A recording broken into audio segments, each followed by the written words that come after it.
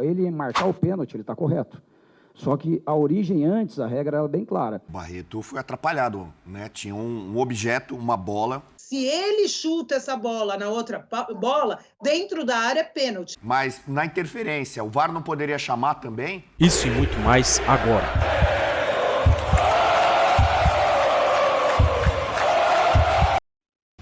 Uma galera brava com o pênalti marcado, uma galera brava com quem acha que não foi pênalti. Vamos embora, vamos para esse lance, porque é o lance que gerou muita discussão nessa partida. Antes de mais nada, vamos ouvir algumas partes. A gente vai ouvir o Tencati, o técnico do Criciúma, que após a partida, assim como a gente viu o Tite falando, também falou e comentou a respeito desse lance, onde ele vê o Criciúma prejudicado pela marcação da arbitragem. Vamos ouvir. Um primeiro tempo espetacular o nosso.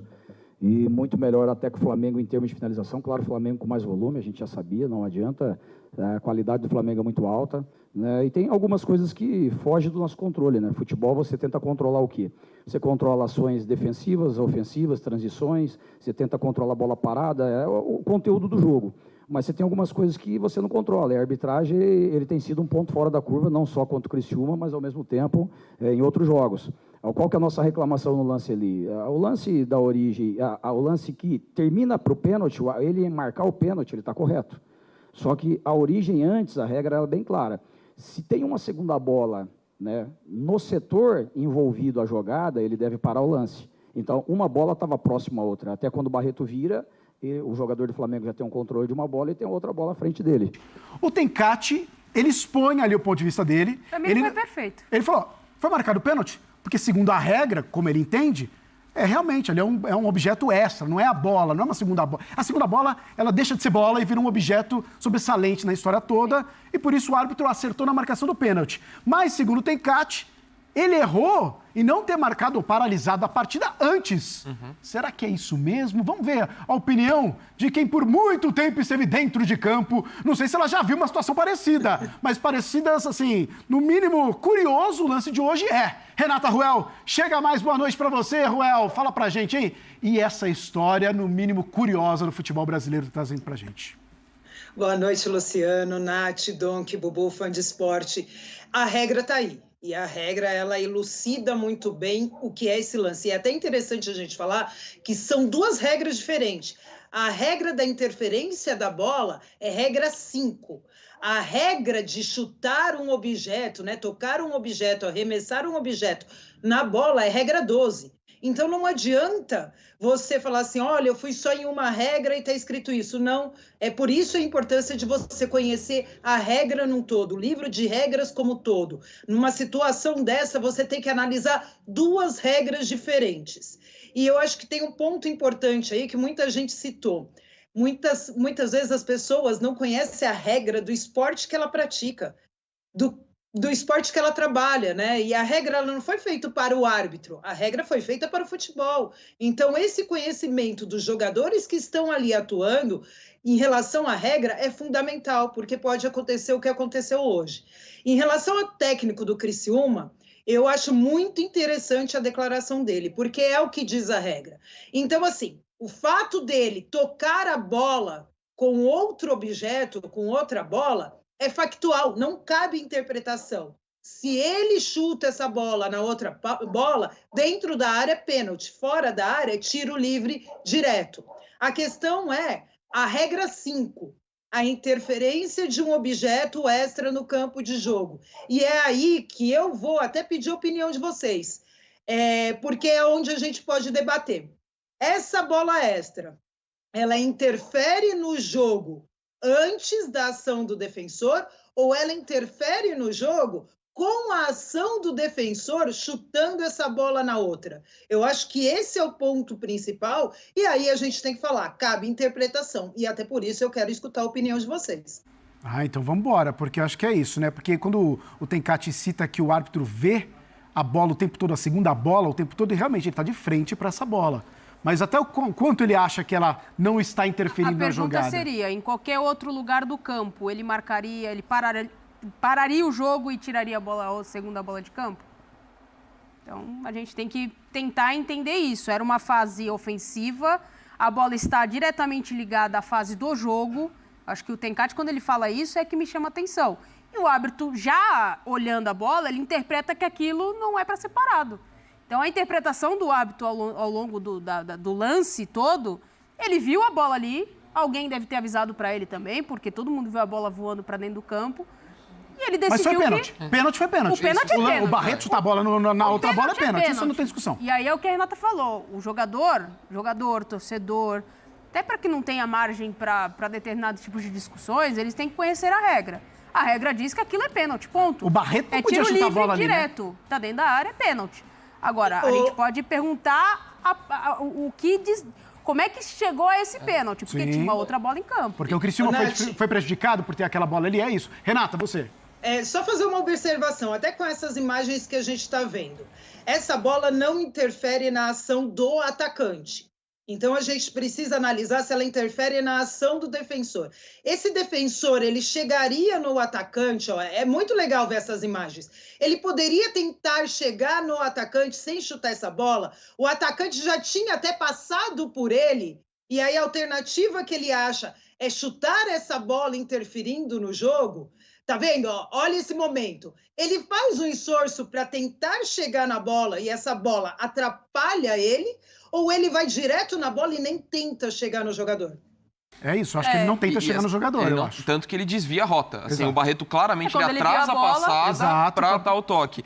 E de verdade, até a pergunta da Renata é muito interessante. Eu tenho dúvida realmente em relação a isso, porque interferência, para mim, não influenciou em nada no lance. Assim, nenhum jogador do Criciúma deixou de ter uma ação porque a bola influenciou. Mas a bola estar próximo da zona onde tudo aconteceu, isso já caracteriza interferência? Essa é a minha dúvida. O que a regra prevê em relação ao conceito de interferência? Se só o fato dela estar próxima à zona onde está tendo ação ali do jogo, ou ela precisaria atrapalhar, por exemplo, o Barreto pisar e tropeçar. Ela está no caminho do Barreto. Ela está no caminho do Barreto. Mas para mim, ela interfere. Para mim, o Barreto, ele corrige a passada para... Para o Barreto alcançar o Cebolinha, a bola está na frente dele. Eu não tenho tanta certeza. Para mim, tem interferência. Na minha opinião, tem interferência ali. Além do que, o fato da bola já estar na área, né, do Criciúma, o Flamengo em busca do gol, né, o jogo se concentrando naquela área. Para mim, o árbitro deveria ter parado o lance antes. E o Barreto foi, sim, para mim, prejudicado. Houve interferência. Mesmo porque tem um segundo zagueiro que chega para fazer a cobertura, para fechar ali o Cebolinha. A gente não sabe como seria o final dessa jogada, mas o zagueiro chega para fazer a cobertura do Barreto e, dependendo do que acontecesse, o Barreto poderia dobrar essa marcação, poderia chegar numa segunda parada. Eu acho que o ponto principal é isso. Uma regra, ela é regra e não cabe interpretação, que é o pênalti. Sim. Ponto. A outra foi pênalti, é isso. A outra é interpretativa. E o hábito do jogo decidiu que aquilo não era interferência. Mas o Bubu já entendeu o que é interferência, o Dom que já questiona se é ou não. Eu já também questiono porque está na área do que tudo que está acontecendo. Então, às vezes, no lance ali muito rápido, o cara vai decidir, ele vê uma outra bola e é meio que instintivo. O Tencati falou isso. Na hora ali no jogo é tão rápido as coisas acontecendo, o Barreto viu a bola e, claro, talvez não tenha o conhecimento da regra a fundo e tenha chutado a bola na outra bola, o que ocasionou o pênalti, mas na hora tudo tão rápido não dá nem para crucificar o Barreto, o que o Tencati falou, não dá para crucificar ele naquele momento, né? Mas errou e cometeu o pênalti. Eu acho que o Tencati foi bem em tirar isso do foco em relação ao Barreto, até falando isso, não dá para... Mas, desculpa, para mim é um erro inaceitável. Assim, a gente pode questionar... Tem que saber a regra, né? A gente pode questionar se de fato teve interferência. Independentemente disso, o Barreto não pode fazer o que ele fez. Assim, eu não acho que é uma coisa que ele... Tudo bem, é fácil para eu falar aqui, sentado e tudo mais, mas ele tinha noção do que ele estava fazendo e do risco que ele colocaria o time dele. Então, assim, você pode discordar da penalidade e falar que deveria ter sido parado o jogo antes. Mas eu não consigo não falar que houve um erro sério do Barreto no lance. E ele que fez uma grande partida até ali. Estava fazendo um baita jogo, mas eu entendo o Tencati tirar isso da coletiva. Acho que até como técnico, como gestor, ele tá certo. Mas o Barreto, para mim, errou feio. Eu nunca tinha visto algo parecido, Renata. Eu acho interessante que é assim, nós temos até um lance do Atlético Mineiro com Cruzeiro, eu não lembro que ano foi isso, o Robinho jogava pelo Atlético, só que foi uma situação fora da área. E aí entra uma questão que o jogador do Cruzeiro já estava saindo e o Robinho vai só na bola para chutar a bola mesmo e acerta, leva cartão amarelo, o árbitro marca o tiro livre. Então, assim, já aconteceu com mão também do jogador pegar a bola e segurar até a bola chegar dentro da área. e ele arremessar. Eu vou publicar esses lances até no Instagram depois para as pessoas ficarem mais familiarizadas com esse tipo de lance. Agora, essa questão, eu acho que a outra pergunta pertinente é essa do Donk. Só o fato da bola estar ali, próxima da jogada, ela interfere ou não? A regra fala alguma coisa disso? Não, a regra não fala, até porque a gente já vivenciou situações de uma bola extra no campo de jogo, um objeto extra no campo de jogo, que por mais que esteja próximo, acaba não interferindo na ação dos jogadores, do jogo, e aí o árbitro deixa seguir, porque não há interferência, mesmo com a proximidade da bola ou do objeto extra no lance. Você deixa o jogo seguir e aí, na primeira oportunidade de paralisação, você tira a bola extra. Então, o fato dela estar ali na área próxima não quer dizer que já é para paralisar. Realmente cabe nessa questão a interpretação da arbitragem do lance. Ela interfere ou não? E aí entra naquilo que é uma discussão que eu acho pertinente. O defensor, a bola está entre ele e o atacante? Ou ele desvia o seu caminho, a sua passada, e vai na bola ao invés de tentar chegar no atacante. A bola passa a interferir no jogo com a ação do atacante, ou ela, do chute, né, de chutar essa bola na outra, ou ela já interferia antes. Então, realmente, é uma questão que, para mim, assim, não é nu e cru, assim, como o pênalti em si. A bola arremessada, a bola tocada no outro objeto, é pênalti, é factual. Cabe uma interpretação nesse lance antes, e dessa ação e essa questão do zagueiro. Porque é isso, né? Porque a bola tá na direção. Bubu, foi o que você falou. Ela tá... pode haver a discussão do tipo, ele não vai conseguir chegar no Cebolinha, ou então ele não dá para saber. Porque, como eu disse, ainda tem um lance a ser disputado ali. Mas, se o Barreto vai fazer essa cobertura, se ele vai atrás da bola, tem essa outra bola, essa segunda bola no caminho dele. O Barreto foi atrapalhado, né? Tinha um objeto, uma bola. Posso até fazer uma brincadeira, né? No caso, ele pegou a segunda bola, né? Tal da segunda bola, que todo mundo fala, o rebote. Nesse caso, teve efetivamente uma segunda bola. E eu podia perguntar para Renata, o VAR nesse lance não poderia chamar para ele tomar uma decisão com mais calma, né? No caso da interferência, para analisar, né? Tem o lance factual, não tem o que fazer, mas na interferência, o VAR não poderia chamar também? Ótima pergunta, Bubu. É importante a gente falar da questão do VAR, que muita gente tem dúvida. O que acontece? Você tem uma penalidade. Se você tem uma penalidade marcada, o VAR tem que checar se não houve uma infração antes dessa penalidade. Se houve uma infração, se ele entende que houve algo irregular ali, ele deve chamar, sim, para o árbitro rever. Então, o que a gente entende desse lance? Que o VAR checou e teve a mesma leitura que o árbitro em jogo, que aquela bola extra não interferiu no jogo, que ela entra a interferir com o chute do defensor.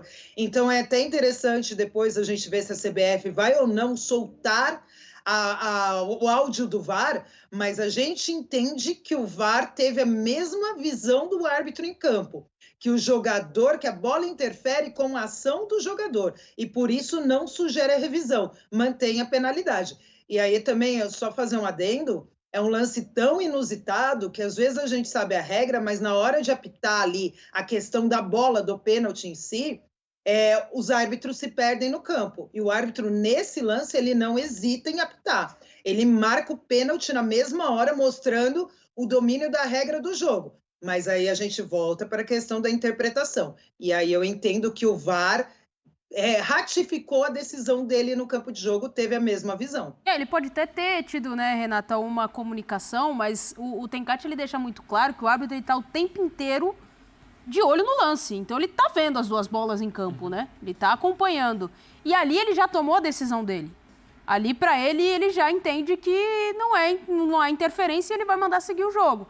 Se alguém quiser que chute a bola para fora ou espere o lance parar.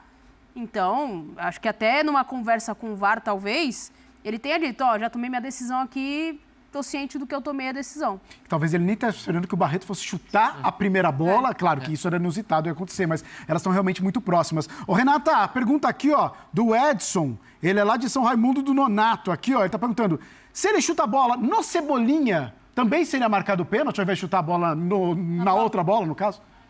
Vamos pegar a regra aí de novo, que é interessante a gente falar.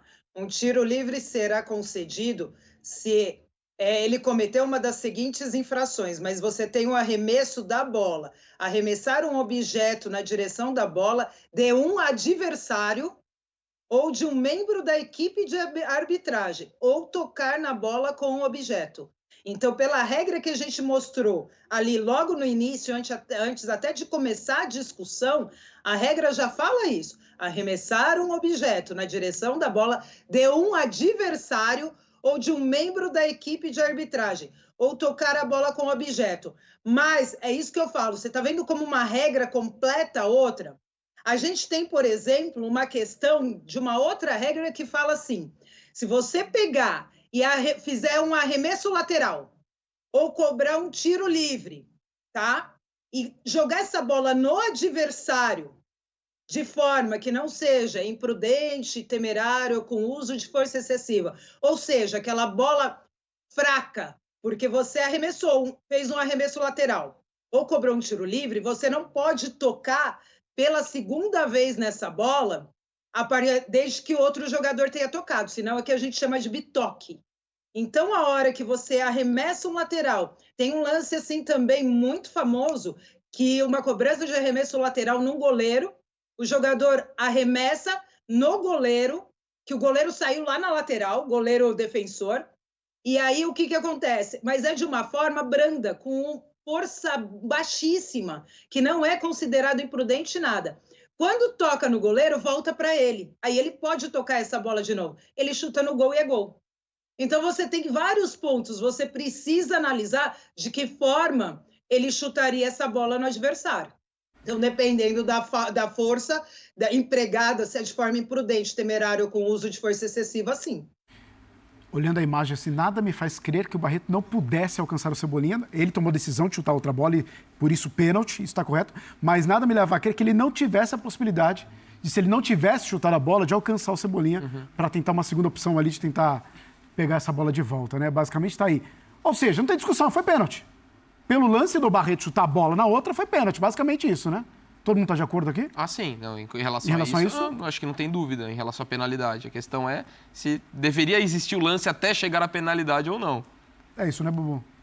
Isso, acho que o Tencati foi muito bem, né? Na coletiva.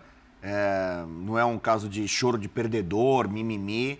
Ele mostrou conhecimento da regra, né? Admitindo que o time dele deveria ter um pênalti contra, mas questionou e de uma forma polida, educada. Sim, verdade. Né, a arbitragem por não ter parado o jogo antes, que eu acho que é a grande discussão. A gente já passou aqui, já viramos a página sobre a regra e a marcação do pênalti.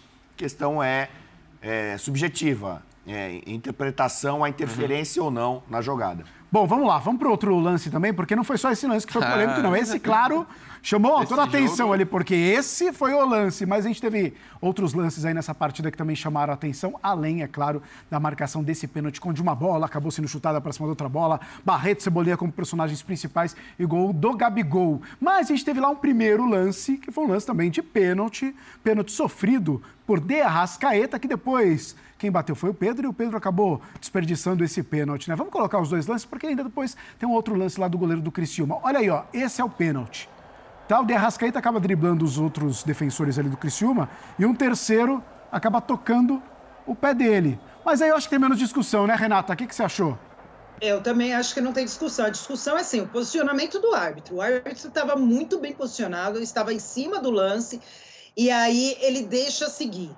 Aí o VAR chama, e para mim chama nessa questão corretamente, porque é aquele pênalti que a gente chama muitas vezes de faltinha, falar é uma falta imprudente, para mim não é lance nem de cartão, mas é falta dentro da área, é pênalti. Esse lance, para mim, a questão fica muito parecido com, recentemente, o jogo Palmeiras e Atlético Goianiense, que para mim teve um lance muito parecido, tá?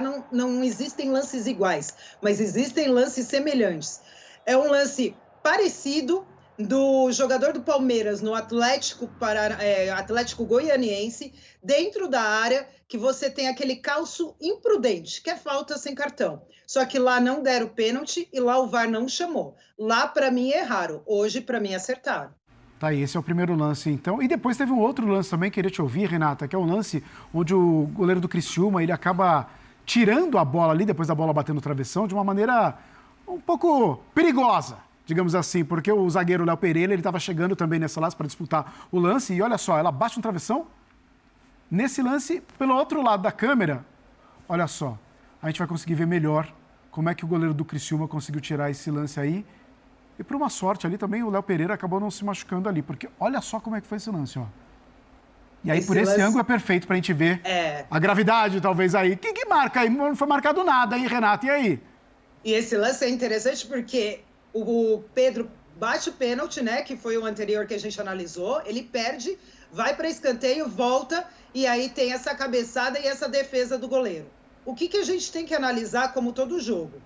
Ele tira a bola, ele consegue atingir a bola, e depois, essa forma de contato é um contato de jogo, é um contato imprudente, temerário, com uso de força excessiva. O que acontece ali para mim? Ali, para mim, por mais que ele tenha tido, acho que mais sorte do que juízo, ele atinge o adversário com uma força baixa, com um contato de jogo. Se ele atingisse com o pé e pegasse rosto do adversário, peito do adversário, se pegasse trava da chuteira, mas ele pega a parte de trás da perna dele ali, coxa, meio que aqui nas costas. Então eu entendo como uma ação, até porque o jogador adversário vem no contato com ele, ele chega primeiro na bola, e o adversário vem no contato com ele, é mais o adversário chegando na perna dele do que ele indo no adversário. A gente percebe que a perna dele, depois que ele atinge a bola, parou ali. Então é o atacante que vai. Para mim, por esses fatores, segue o jogo e nada a marcar. Mas calma aí, o resultado final é que vai depender da marcação, ou então de um amarelo ou não, por exemplo? Assim, se tivesse realmente pegado o Léo Pereira, por exemplo, aí que a gente poderia discutir realmente a marcação de um pênalti ou não? Sim, se ele atinge com esse pé alto aí, uma trava de chuteira, tudo isso, até porque, Luciano, é interessante a gente falar que existe na regra a questão do jogo perigoso. Uhum. Então, o jogo perigoso é como você vai disputar essa bola. E aí, como que acontece essa disputa? E tem 2 pontos também no jogo perigoso, né? Se você tem um jogo perigoso e não tem contato físico, é tiro livre indireto. Se você comete um jogo perigoso e tem contato físico, é tiro livre direto. Hoje a gente está falando o texto da regra aqui, basicamente, em várias situações. Então, se você entender que isso é um jogo perigoso, e aí teve contato físico, é pênalti. Eu entendo que ele vai de uma forma até com a perna bem alta, mas ele consegue tirar a bola e para na jogada. O contato vem mais em função do atacante que vem em direção à perna dele. Então, até por isso, para mim, eu deixo seguir. Tá certo, então. Renata Ruel, sei que o trabalho não termina agora, muita discussão. Só começou, Renata Ruel, muita discussão, polêmicas aí desse Flamengo e Criciúma. A gente vai debater bastante a respeito desses jogos aí durante a semana e tudo mais. A arbitragem é sempre assunto, Renata Ruel. Boa noite para você. Tem muito ainda. Tem Botafogo e Inter, tem Palmeiras e Cruzeiro. Vamos até tarde hoje, mas eu adoro isso. Um beijo, boa noite. É isso, boa noite, Renata Ruel. Quanta discussão. O jogo tava ali, tava até morno o jogo, 1-0 pro Criciúma. De repente, muita coisa, muitas polêmicas.